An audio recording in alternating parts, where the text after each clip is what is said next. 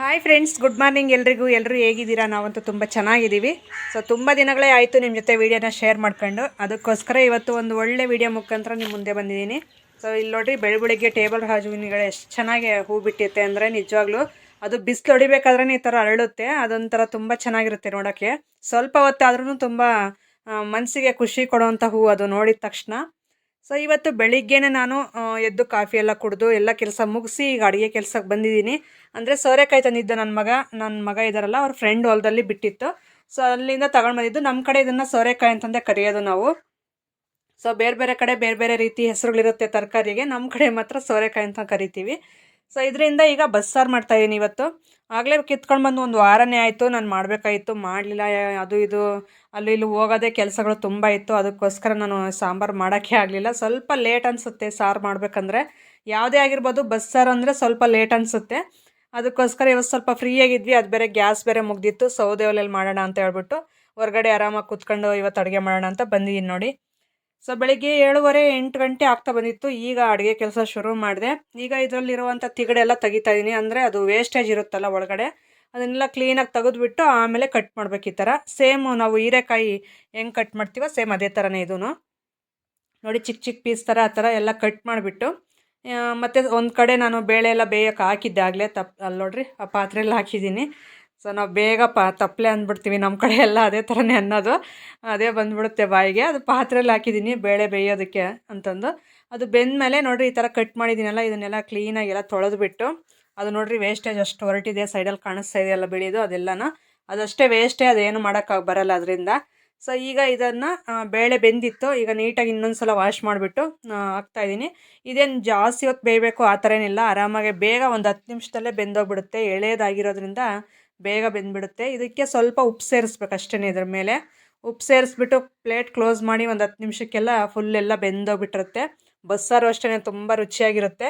So ನಮ್ಮ ಕಡೆ ಯಾವ ಥರ ಮಾಡ್ತೀವೋ ಅದನ್ನು ನಿಮ್ಮ ಜೊತೆ ಶೇರ್ ಮಾಡ್ಕೊತಾ ಇದ್ದೀನಿ. ಸೊ ಒಂದೊಂದು ಕಡೆ ಒಂದೊಂದು ರೀತಿ ಸಾಂಬಾರುಗಳನ್ನ ಮಾಡ್ತಾ ಇರ್ತಾರೆ. ನಮ್ಮ ಕಡೆ ಯಾವ ಥರ ಮಾಡ್ತಾರೆ ಅಂತ ಅಷ್ಟೇ. ಸೊ ಇವತ್ತು ನೋಡಿರಿ, ಅದೆಲ್ಲ ಬೆಂದಿದ್ದಾಯಿತು. ಬೆಂದಿದ್ದಾದಮೇಲೆ ಅದನ್ನು ಸೊಪ್ಪೆಲ್ಲ ಹಿಂಡಬೇಕು. ನಾವೀಗ ಸೇಮ್ ಸೊಪ್ಪಿನ ಸಾರಿಗೆ ನಾವು ಯಾವ ಥರ ಮಾಡ್ತೀವೋ ಅದೇ ಥರನೇ, ಸೇಮ್ ನುಗ್ಗೆ ಸೊಪ್ಪೆಲ್ಲ ತಗೊಂಡು ಹಿಂಡ್ತೀವಲ್ಲ ಅದೇ ಥರನೇ ಎಲ್ಲ ಹಿಂಡಿದ್ದಾಯಿತು. ಹಿಂಡ್ಬಿಟ್ಟು ನಾವು ಹೆಸರಿಗೆ ಅಂತಂದು ಹೇಳ್ಬಿಟ್ಟು ಕಡಲೆ ಬೀಜ ಮತ್ತು ಹಸಿಮೆಣ್ಸಿನ್ಕಾಯಿ, ಸ್ವಲ್ಪ ಕೊತ್ತಂಬರಿ ಸೊಪ್ಪು, ಜೀರಿಗೆ, ಬೆಳ್ಳುಳ್ಳಿ ಮತ್ತು ಹಸಿಕಾಯಿ ಇಷ್ಟು ಸೇರಿಸ್ತೀನಿ ಅಷ್ಟೇ ಬಸ್ಸಾರಿಗೆ. ನಾವು ಅದನ್ನೆಲ್ಲ ಹುರ್ಕೊಂಡು ಸೇರಿಸ್ತೀನಿ. ಹಸಿಕಾಯಿನೂ ಬೆಳ್ಳುಳ್ಳಿ ಇದೆಲ್ಲ ಹಂಗೆ ಸೇರಿಸ್ತೀನಿ. ಜೀರಿಗೆ ಮತ್ತು ಇದು ಕೊತ್ತಂಬರಿ ಸೊಪ್ಪಲ್ಲ, ಹಸಿಮೆಣ್ಸಿನ್ಕಾಯಿ, ಜೀರಿಗೆ ಮತ್ತು ಕಡಲೆ ಬೀಜ ಇಷ್ಟು ಮಾತ್ರ ಹುರ್ಕೊಂತೀನಿ ಅಷ್ಟೇ ನೋಡಿ. ಸೊಪ್ಪೆಲ್ಲ ಹಿಂಡಿದ್ದಾಯ್ತಲ್ಲ, ಅದಕ್ಕೆ ಈಗ ಹಸಿ ಕಾಯಿ ತುರಿ ಹಾಕ್ತಾಯಿದ್ದೀನಿ. ಇದಕ್ಕೆ ಕಡಲೆ ಬೀಜದ ಪುಡಿನೂ ಹಾಕ್ತೀನಿ. ಆ ಥರ ಸೇರಿಸೋದ್ರಿಂದ ಟೇಸ್ಟ್ ತುಂಬ ಚೆನ್ನಾಗಿರುತ್ತೆ ತಿನ್ನೋದಕ್ಕೆ. ಅದಕ್ಕಂತಂದೆ ನಾವು ಮುಂಚೆಯಿಂದ ಇದೇ ಥರನೇ ಎಲ್ಲ ಮಾಡೋದು. ನಮ್ಮ ಅವರು ಮತ್ತು ನಮ್ಮ ಅತ್ತೆಯವರು ಎಲ್ಲರೂ ಇದೇ ಥರನೇ ಮಾಡ್ತಾಯಿದ್ದು. ನಾನು ಅದೇ ಪ್ರೊಸೆಸ್ಸಲ್ಲೇ ಮಾಡ್ತಾಯಿದ್ದೀನಿ. ಟೇಸ್ಟ್ ಮಾತ್ರ ಸಖತ್ತಾಗಿರುತ್ತೆ. ಈ ಥರ ಕಡಲೆ ಬೀಜದ ಪುಡಿ ಮತ್ತು ಕಾಯಿ ತುರಿ ಹಾಕ್ಕೊಂಡು ತಿಂದರೆ ಸೊಪ್ಪು ಊಟ ಮಾಡೋದೇ ಬೇಡ, ಬರೀ ಇದನ್ನೇ ತಿನ್ನೋಣ ಅನಿಸುತ್ತೆ, ಅಷ್ಟು ಟೇಸ್ಟ್ ಕೊಡುತ್ತೆ ತಿನ್ನೋದಕ್ಕೆ. ಸೊ ಈಗೆಲ್ಲ ಆಯ್ತಲ್ಲ, ಅದನ್ನು ಸ್ವಲ್ಪ ಒಗ್ಗರಣೆ ಮಾಡ್ಕೊಂಡಿದ್ದೆ. ಅದು ಸ್ವಲ್ಪ ಸಾರಿಗೆ ಸ್ವಲ್ಪ ಹಾಕ್ಬಿಟ್ಟು ಇದಕ್ಕೆ ಸೊಪ್ಪಿಗೆ ಸ್ವಲ್ಪ ಹಂಗೆ ಇರಿಸಿದ್ದೆ ಬಾಣಲಿಲಿ. ಈಗ ಅದಕ್ಕೆ ಹಾಕ್ಬಿಟ್ಟು ಎಲ್ಲ ಕಲಿಸ್ತಾಯಿದ್ದೀನಿ ನೀಟಾಗಿ. ಸೊ ಆದಷ್ಟು 90% ಎಲ್ಲ ಕೈಯಲ್ಲೇ ಕಲಿಸ್ತೀನಿ. ನೋಡೋರಿಗೆ ಒಂಥರ ಅನ್ನಿಸ್ಬೋದು, ಇವರೆಲ್ಲ ಕೈಯಲ್ಲೇ ಕಲಿಸ್ತಾಯಿದ್ದಾರೆ ಅಂತ. ನಮ್ಮ ಹಳ್ಳಿ ಕಡೆ ಅಷ್ಟೇ ನಾವು. ಸೊ ಕೈಯಲ್ಲೇ ಆ ಥರ ಎಲ್ಲ ಸ್ಪೂನ್ ಬಳಸೋದು ಕಡಿಮೆನೇ. ಕೈಯಲ್ಲೇ ಸೊಪ್ಪಾಗಿರ್ಬೋದು ಈ ಥರ ಬೇಗ ಕಲಿಸ್ಬಿಡ್ತೀವಿ ಕೈಯಲ್ಲೇ. ಅದು ಅಭ್ಯಾಸ, ಕೈಯಲ್ಲಿ ಈ ಥರ ಕೆಲಸ ಮಾಡೋದು, ಅಡುಗೆ ಕೆಲಸ ಎಲ್ಲ ಕೈಯೇ ಬೇಗ ಬಳಸೋದು ಅಭ್ಯಾಸ. ಸೊ ನೋಡೋರಿಗೆ ಸ್ವಲ್ಪ ಇದನ್ನಿಸ್ಬೋದು, ಅಡ್ಜಸ್ಟ್ ಮಾಡ್ಕೊತೀರ ಅಂತ ಅಂದ್ಕೊಂಡಿದ್ದೀನಿ. ಇದಕ್ಕೆ ರಾಗಿ ಮುದ್ದೆ ಮಾಡಿದ್ವಿ. ರಾಗಿ ಮುದ್ದೆ ಮಾಡಿಬಿಟ್ಟು ಅದು ಬಸ್ಸಾರು ನಾನು ಹೇಳಿದ್ನಲ್ಲ ಅದೇ ಥರ ಜೋಡಿಸ್ಕೊಂಡು ಎಲ್ಲ ಮಿಕ್ಸಿ ಮಾಡ್ಕೊಂಡಿದ್ದಾಯಿತು. ಮಿಕ್ಸಿ ಮಾಡ್ಕೊಂಡು ಈಗ ಸಾಂಬಾರು ಹಾಕಿ ನಮ್ಮ ಮನೆಯವ್ರಿಗೆ ಟೈಮ್ ಆಗಿತ್ತು ಕೆಲ್ಸಕ್ಕೆ ಹೋಗೋಕ್ಕೆ, ಅದಕ್ಕೋಸ್ಕರ ಇಡ್ತಾಯಿದ್ದೀನಿ ನೋಡಿರಿ. ಮುದ್ದೆ, ಬಸ್ಸಾರು ಮತ್ತು ಸೊಪ್ಪು ಇಷ್ಟು ಚೆನ್ನಾಗಿತ್ತು ಊಟ ಮಾತ್ರ. ಇವತ್ತು ಹೊಟ್ಟೆ ತುಂಬ ಊಟ ಮಾಡಿದ್ವಿ. ಸೊ ಈ ಥರ ನಮಗೆ ಮುದ್ದೆ ಜೊತೆಗೆ ಬಸ್ಸಾರು ಅಂದರೆ ಅವತ್ತು ಹಬ್ಬ. ಅಕ್ಕದ ಪಕ್ಕದ ಮನೆಯವರು ಸಮೇತ ಸಾಂಬಾರಿಗೆಲ್ಲ ಬರೋದು. ಹಳ್ಳಿ ಕಡೆ ಎಲ್ಲ ಮಾಮೂಲಿ, ಸಿಟಿಲ್ ಥರ ಅಲ್ಲ. ಹಳ್ಳಿ ಕಡೆ ಈಗ ಬಸ್ ಸಾಂಬಾರು ನಾವು ಮಾಡ್ತಾಯಿದ್ದೀವಿ ಅಂದರೆ ಒಂದು 2-3 ಮನೆಯವರಾದರೂ ಅದು ಹೆಸ್ರು ತಗೊಂಡೋಗೋದು, ಕಿವುಚೋದು ಹೆಸ್ರಿಗೆ, ಇಲ್ಲಾಂದರೆ ಸಾಂಬಾರು ತಗೊಂಡೋಗೋದು, ಹಾಕ್ಸ್ಕೊಂಡೋಗೋದು, ಸೊಪ್ಪು ತಗೊಂಡೋಗೋದು, ಈ ಥರ ಮಾಡ್ತಾ ಇರ್ತಾರಲ್ಲ ಆ ಥರ. ಬಸ್ಸಾರು ಅಂದರೆ ಅಷ್ಟೊಂದು ಇಷ್ಟಪಟ್ಟು ತಿಂತಾರೆ ನಮ್ಮ ಕಡೆ. ಈಗ ಅದೆಲ್ಲ ಊಟ ಮಾಡ್ಕೊಂಡು ನನ್ನ ತಮ್ಮ ನೋಡ್ರಿ ಏನು ಕೆಲಸ ಮಾಡ್ತಾನೆ ಅಂತಂದು ಹೇಳಿದ್ದೆ. ತಮ್ಲನಲ್ಲಿ ಹೇಳಿದ ಪ್ರಕಾರನೇ ತೋರಿಸ್ತಾ ಇದ್ದೀನಿ. ನನ್ನ ತಮ್ಮಂದು ವ್ಯವಸಾಯದ ಕೆಲಸ ಆಗಿರೋದ್ರಿಂದ ಕೂಲಿ ಕೆಲಸ ಮಾಡ್ತಾನೆ.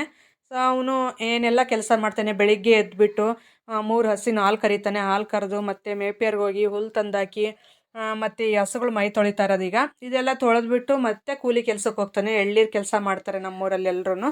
ಸೊ ಆ ಕೆಲ್ಸಕ್ಕೆ ಹೋಗಿ ಊರೂರಿಗೂ ಹೋಗ್ಬಿಟ್ಟು ತೋಟಗಳಿರೋ ಹತ್ರ ಎಳ್ನೀರೆಲ್ಲ ತಗೊಂಡು ಮತ್ತು ಅದನ್ನೆಲ್ಲ ಒಂದು ಗಾಡಿಗೆ ತುಂಬಿಟ್ಟು ಅದನ್ನು ಒಬ್ಬರು ತಗೊಂಡೋಗಿ ಮಾರ್ಕೆಟ್ಗೆ ಹಾಕ್ಬರ್ತಾರೆ.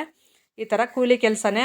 ಕೂಲಿ ಕೆಲಸ ಅಂತ ಏನೋ ಚೀಪಾಗಿ ಇದು ಮಾಡೋದು ನನಗಿಷ್ಟ ಆಗಲ್ಲ. ಯಾಕಂದರೆ ಒಳ್ಳೆ ಗೌರ್ಮೆಂಟ್ ಜಾಬ್ಗಿಂತಲೂ ಇವ್ರು ಎಷ್ಟು ಕಷ್ಟಪಟ್ಟು ಮಾಡ್ಕೊಂಡು ತಿಂತಾರೆ ಅನ್ನೋದು ನಾನು ನೋಡ್ತೀನಲ್ಲ, ತುಂಬ ನೋವು ಅನಿಸುತ್ತೆ ಒಂದೊಂದು ಸಲ. ಆದರೂ ಒಂದು ಹೆಮ್ಮೆ ಅನಿಸುತ್ತೆ. ಯಾಕಂದರೆ ಯಾವುದೇ ಥರ ಕೆಲಸ ಇಲ್ಲಾಂದ್ರೂ ಸ್ವತಃ ನಾವು ನಮ್ಮ ಕಾಲ ಮೇಲೆ ನಾವು ನಿಂತ್ಕೊಂಡು ದುಡ್ಕೊಂಡು ತಿಂತೀವಿ ಅನ್ನೋದು ರೈತ ಮಾತ್ರ. ಸೊ ಅದಕ್ಕೆ ಯಾರ ಹತ್ರ ಹೋಗ್ಬಿಟ್ಟು ಒಬ್ಬರು ಗುಲಾಮರ ಥರ ಕೆಲಸ ಮಾಡೋದು ಈ ಥರ ಪದ್ಧತಿ ಇಲ್ಲ ರೈತರಿಗೆ. ಆರಾಮಾಗಿ ಅವ್ರ ಕೆಲಸ ಅವ್ರು ಮಾಡಿ ಅವರೇ ರಾಜರಾಗಿರ್ತಾರೆ. ಸೊ ಆ ವಿಷಯದಲ್ಲಿ ನಾನು ತುಂಬ ಹೆಮ್ಮೆ ಪಡ್ತೀನಿ. ನನ್ನ ತಮ್ಮ ಒಬ್ಬ ರೈತನೇ ಅಂತಂದು ಹೇಳ್ಬೋದು. ನನ್ನ ಚಿಕ್ಕ ತಮ್ಮ ಓದ್ಕೊಂಡಿದ್ದಾನೆ ತುಮಕೂರಲ್ಲಿ. ಅವನಿಗೆ ಈ ಥರ ಕೆಲಸಗಳೆಲ್ಲ ಬರಲ್ಲ. ಯಾಕಂದರೆ ಚಿಕ್ಕಂದಿಂದ ಅವನು ಓದಿನ ಮುಖಾಂತರನೇ ಹೋಗ್ಬಿಟ್ಟ ಅವನು. ಇವನು ಆಗಲ್ಲ. 10th ಮುಗ್ದಿದ ತಕ್ಷಣ ಇವನು ವ್ಯವಸಾಯಕ್ಕೆ ಅಂತಂದೆ. ನನಗೆ ವಿದ್ಯೆ ಅಷ್ಟೊಂದಾಗಿ ಹತ್ತಿಲ್ಲ, ನಾನು ವ್ಯವಸಾಯದ ಕೆಲಸನೇ ಮಾಡ್ತೀನಿ ಅಂತ ನಾವು ತುಂಬ ಹೇಳಿದ್ವಿ. ಆದ್ರೂ ಇವನು ಕೇಳ್ದೇ ವ್ಯವಸಾಯದ ಕೆಲಸನೇ ಕಲಿತ. ಪರವಾಗಿಲ್ಲ, ಆರಾಮಾಗಿ ಮಾಡ್ಕೊಂಡು ಹೋಗ್ತಾನೆ. ಒಂದೊಂದು ಸಾರಿ ಒಂದು ಸ್ವಲ್ಪ ನೋವು ಅನಿಸುತ್ತೆ ನೋಡಿದ್ರೆ ಅಷ್ಟೇ. ಬಿಸಿಲಲ್ಲಿ ಕೆಲಸ ಮಾಡಬೇಕಲ್ಲ, ಅದು ಅವ್ರಿಗೆ ಅಭ್ಯಾಸ ಆಗಿದೆ. ನಮಗೆ ನೋಡೋರಿಗೆ ಒಂಥರ ಬಾಧೆ ಅನಿಸುತ್ತೆ ಬಿಸಿಲಲ್ಲಿ ಕೆಲಸ ಮಾಡಬೇಕು ಅಂತ. ಹಾಗಂತ ನಮ್ಮ ಮನೆಯವರೇನು ಅಫ್ಷಿಯಲ್ಸ್ ಏನಲ್ಲ, ನಮ್ಮ ಮನೆಯವರು ಕೂಲಿ ಕೆಲಸನೇ ಮಾಡೋದು. ಸೊ ನಮ್ಮ ಮನೆಯವ್ರು ನೋಡಿದ್ರೂ ಬಾಧೆ ಅನಿಸುತ್ತೆ. ಈ ಥರ ಬಿಸಿಲಲ್ಲಿ ಮಾಡಿದ್ರೆ ಯಾರಿಗೇ ಆಗಿರ್ಬೋದು ನೋವು ಅನಿಸುತ್ತೆ. ಏನು ಮಾಡೋಕ್ಕಾಗಲ್ಲ, ಅದು ಅವ್ರವ್ರ ಪಾಲಿಗೆ ಬಂದಿರೋದು ಅಷ್ಟೇ. ಅದು ಕೆಲಸ ಮಾಡ್ಕೊಂಡು ಈಗ ನೋಡ್ರಿ, ಅದು ಎಳ್ನೀರು ಕೆಲಸ ಎಲ್ಲ ಮುಗಿಸ್ಕೊಂಡು ಇದು ನೆಲ್ಲುಲ್ಲು ಇರಲಿಲ್ಲ ಬಣವೆ ಮೇಲೆ ಹಾಕೋದಕ್ಕೆ. ಅದಕ್ಕೋಸ್ಕರ ನೆಲ್ಲುಲ್ಗೆ ಅಂತಂದು ಹೋಗ್ಬಿಟ್ಟು ಅದನ್ನ ತಂದು ಹಾಕಿದ್ದಾರೆ. ಈಗ ಈ ಬಣವೆ ಮೇಲೆಲ್ಲ ನೆಲ್ಲು ಒದಿಸ್ತಾರೆ. ಯಾಕಂದರೆ ಮಳೆ ಬಂದರೆ ಮತ್ತೆ ಬಣವೆ ಎಲ್ಲ ನೆನೆಯಬಾರ್ದು ಅಂತ ಹೇಳ್ಬಿಟ್ಟು ಅದಕ್ಕೆ ಒಂದು ಗಾಡಿಯಷ್ಟು ತಗೊಂಡಿದ್ರು. ಈಗ ಅದನ್ನೆಲ್ಲ ಒದಿಸೋದು ಮೇಲ್ಗಡೆ ಹತ್ಬಿಟ್ಟು.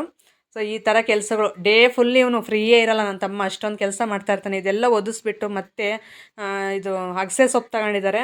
ಅಲ್ಲಿಗೆ ಹೋಗ್ಬಿಟ್ಟು ಅಗಸೆ ಸೊಪ್ಪು ತಂದು ಕುರಿ ಮರಿಗಳಿಗೂ ಮೇಕೆಗಳಿಗೂ ಎಲ್ಲ ಕಟ್ಟೋದು, ಮತ್ತು ಸಂಜೆ ಹಾಲು ಕರೆಯೋದು, ಮತ್ತು ಡೈರಿಗೆ ಹಾಕೋದು. ಈ ಥರ ಒಂದು ನಿಮಿಷನೂ ರೆಸ್ಟ್ ಆಗಿರಲ್ಲ. ಏನೂ ಇಲ್ಲ ಅಂದರೆ ಹೋಗಿ ಹಸುಗಳಾದ್ರೂ ಮೇಯಿಸ್ಕೊಬರ್ತಾನೆ. ಆ ಥರ ಕೆಲಸ ತುಂಬ ಚೆನ್ನಾಗೇ ಮಾಡ್ತಾ ಇರ್ತಾನೆ ಕೆಲಸ ಮಾತ್ರ. ನೋಡ್ರಿ ಈಗ ಇವೇ ನೋಡ್ರಿ ಈಗ ಇವೇ ನಮ್ಮ ಕೈಗಳೆಲ್ಲ ಹಿಂಗ ಇದಾವೆ. ಕೆಲಸ ಮಾಡಿ ಮಾಡಿ ನಮ್ ಕೆಲಸ ಮಾಡಿ ಮಾಡಿ ಹಿಂಗ ಇದಾವೆ ಕೈಗಳು. ಈಗ ಈಗ ಅದು ಗಾಯಿಗಳು ಕಾಣ್ತಾ ಇದಾವ. ನಿಮ್ ಕೈಗಳು ನಮ್ ಕೈಗಳು ನೋಡಮ್ಮ. ನೋಡಮ್ಮ ನೋಡಮ್ಮ ಇವೆಲ್ಲ ನೋಡಿ. ಇಷ್ಟೊತ್ತು ಕೈ ತೋರಿಸಿದ್ನಲ್ಲ ನಮ್ಮ ಸೋದರತ್ತೆ ಮಗ ಅವನು. ಅದು ಪಾಪ ಎಲ್ಲ ಕೂಲಿ ಕೆಲಸನೆಲ್ಲ ಅವರೆಲ್ಲ ಮಾಡೋದು. ಅದಕ್ಕೆ ಕೈ ಎಲ್ಲ ಗಾಯ ಆಗಿತ್ತು. ಸೊ ನನಗೆ ತೋರಿಸ್ತಾ ಇದ್ದೆ, ನೋಡು ಹುಲ್ಲೆಲ್ಲ ಮುಟ್ತೀನಿ, ಇದೆ ಕೈಯಲ್ಲೇ ಗಾಯ ಆಗೈತೆ ಅಂದರೆ ನಾವು ಹಂಗೆ ವೀಡಿಯೋ ಮಾಡ್ತಾ ಇದ್ವಲ್ಲ. ಸೊ ಹಂಗೆ ಬಾಯಲ್ಲಿ ತೋರಿಸು ಅಂತಂದು ಹೇಳಿದ್ರೆ ಅಷ್ಟು ಚೆನ್ನಾಗಿ ಮಾತಾಡ್ತಾವನೆ. ಸೊ ನಮ್ಮ ಹಳ್ಳಿ ಜನರ ಮಾತೇ ಚೆಂದ, ನಂಗೆ ತುಂಬ ಇಷ್ಟ. ಈಗ ನೋಡ್ರಿ ಅದೆಲ್ಲ ಹುಲ್ಲು ಬಣವೆ ಅದೆಲ್ಲ ಆಗ್ತಾಯಿತ್ತೆ ಕೆಲಸ.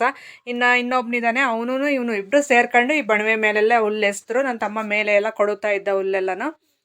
ಸೊ ಹಿಂಗೆ ಇವ್ರು ಎಲ್ಲ ಅಡ್ಜಸ್ಟ್ಮೆಂಟಲ್ಲಿ ಚೆನ್ನಾಗಿ ಮಾಡ್ತಾರೆ ಕೆಲಸಗಳು. ಈ ಥರ ಏನಾದರೂ ಒಂದು ಸ್ವಲ್ಪ ಕೆಲಸ ಇದ್ದರೆ ಈ ಥರ ಕರೆದ್ರೆ ಅತ್ತೆ ಮಕ್ಕಳು, ಮಾವನ ಮಕ್ಕಳು, ಚಿಕ್ಕಪ್ಪ ದೊಡ್ಡಪ್ಪನ ಮಕ್ಕಳು ಎಲ್ಲರೂ ಒಂದು ಹತ್ರ ಸೇರ್ಕೊಂಡು ಹಳ್ಳಿ ಕಡೆ ಈ ಥರ ಕೆಲಸಗಳು ಮಾಡ್ಕೊತಾರೆ. ಅವ್ರದ್ದಿದ್ದಾಗೆ ಇವ್ರದ್ದಿದ್ದಾಗ ಅವರು ಆ ಥರ ಅಡ್ಜಸ್ಟ್ಮೆಂಟಲ್ಲಿ ಮಾಡ್ಕೊತಾರೆ ಕೆಲಸಗಳು.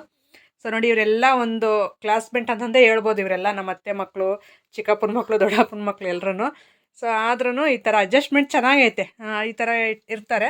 ಸೊ ಯಾವ ಥರ ಅನ್ನಿಸ್ತು ಈ ವಿಡಿಯೋ, ಮತ್ತು ನನ್ನ ತಮ್ಮನ ಕೆಲಸ ಯಾವ ಥರ ಅನ್ನಿಸ್ತು ಅಂತ ಹೇಳೋದು ಮಾತ್ರ ಮರಿಬೇಡಿ. ಹಾಗೇ ಹೊಸಬರಾಗಿದ್ದರೆ ಪ್ಲೀಸ್ ಸಬ್ಸ್ಕ್ರೈಬ್ ಮಾಡ್ಕೊಳ್ಳೋದು ಮಾತ್ರ ಮರಿಬೇಡಿ. ಸಬ್ಸ್ಕ್ರೈಬ್ ಮಾಡ್ಕೊಂಡು ನನಗೂ ಸಪೋರ್ಟ್ ಮಾಡಿ. ಹಾಗೆ ಇನ್ಸ್ಟಾಗ್ರಾಮಲ್ಲಿ ಫಾಲೋ ಮಾಡಿ. ಆದಷ್ಟು ನನ್ನ ಚಾನಲ್ ನೇಮೇ ಇಟ್ಟಿದ್ದೀನಿ, ನನ್ನ ID ಮಂಜು ಪದ್ಮ ಲೈಫ್ ಸ್ಟೈಲ್ ಅಂತಂದೆ. ಹಾಗೆ ಇನ್ಸ್ಟಾಗ್ರಾಮಲ್ಲೂ ಫಾಲೋ ಮಾಡಿ, ಸಪೋರ್ಟ್ ಮಾಡಿ. ನಾಳೆ ಸಿಗೋಣ ಮತ್ತೊಂದು ಒಳ್ಳೆ ವಿಡಿಯೋದಲ್ಲಿ. ಅಲ್ಲಿವರೆಗೂ ನಮಸ್ಕಾರ ಸ್ನೇಹಿತರೆ. Take care. ಬಾಯ್.